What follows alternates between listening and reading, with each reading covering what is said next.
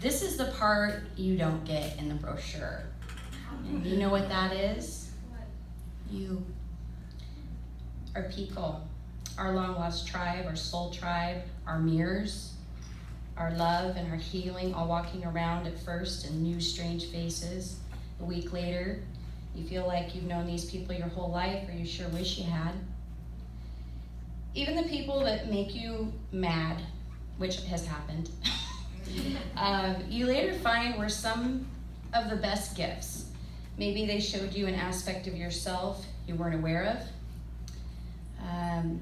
or desperately needed to be aware of. Or maybe they showed you where you were too hard, or conversely too soft.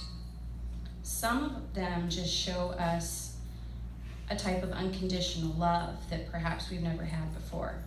So the following is a story about one of those bonus prizes, those life-changing bonus prizes of OHI.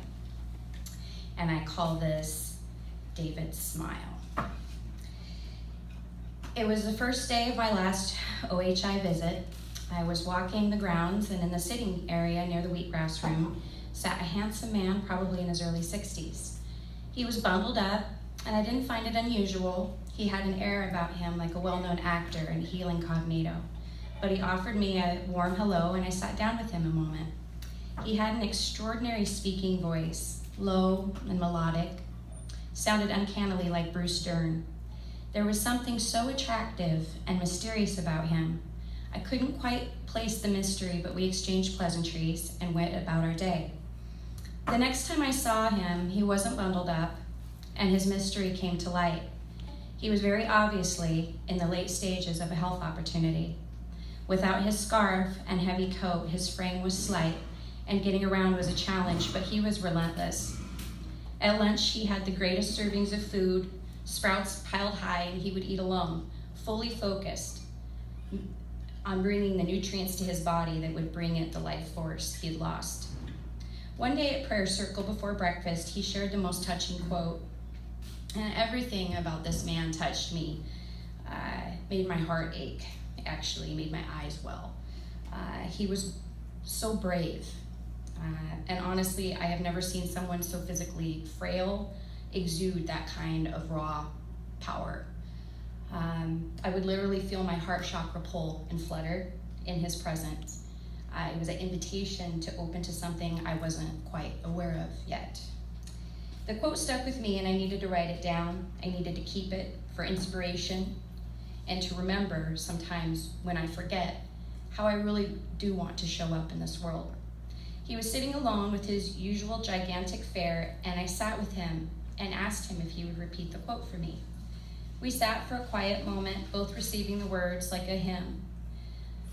My mouth opened, and out came a question that was posed, must have been posed from a higher place, because I would have not thought to ask, and honestly, it would have been just super rude if it was just something that came out of my mouth. But what came out was, have you made your peace?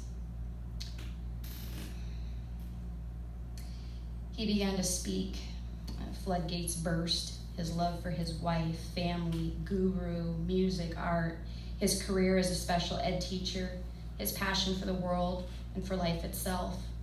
He began to weep at the beauty of what and who he described, and with the same presence that posed the question, I got up and moved to where he was offering my embrace, and he held me tight and cried, and I felt it. One of the most incredible and profound experiences imaginable. I literally felt this divine man release all attachment to his human existence. I felt this man make complete and utter peace with death.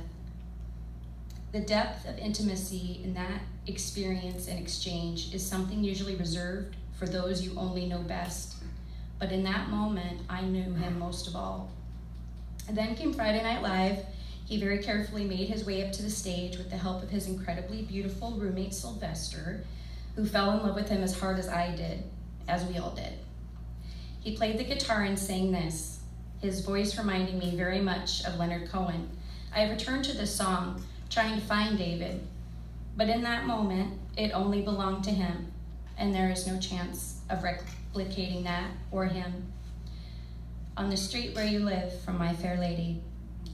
I have often walked down the street before, but the pavement always stayed beneath my feet before. All at once am I, several stories high, knowing I'm on the street where you live. Are there lilac trees in the heart of town? Can you hear a lark in any other part of town? Does enchantment pour out of every door? No, it's just on the street where you live.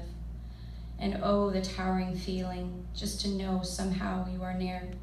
The overpowering feeling that any second you may suddenly appear. People stop and stare. They don't bother me, for there is no else on earth that I would rather be. Let the time go by. I won't. I listened to him and the tears just streamed down my face. I knew this would be his last public performance, and I knew he was singing straight to God, and that among the angels I met at Optimum, were all the angels that carried us here, and they were crying too at the beauty and exquisite pain of the human experience from beginning to end. I've been haunted most of my life, but in David's song was the most welcome kind. In it was the ghost of me who has never known what it really is to live. I've experienced more death and loss than anyone I know. I have made friends with it. I've helped others through it, but my greatest longing is to find the same kind of peace in living that I felt David make with dying. I will never forget him. That is optimum health, just one of the millions of stories that makes this place so sacred. The extraordinary mirrors, the connections we make here in the flesh may last only a week, but I believe we become family of the spirit forever. This was David's quote, now an invisible tattoo upon my heart and smile for obvious reasons. O silent laughter of spirit, smile through my soul. Let my soul smile through my heart, and my heart smile through my eyes. Make me a smile millionaire, so I may freely scatter to poor souls everywhere the riches of thy smiles. Yogananda.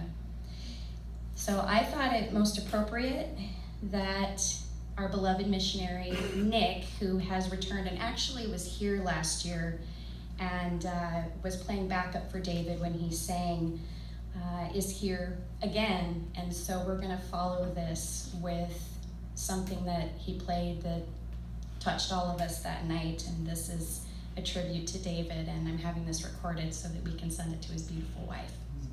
Thank you very much.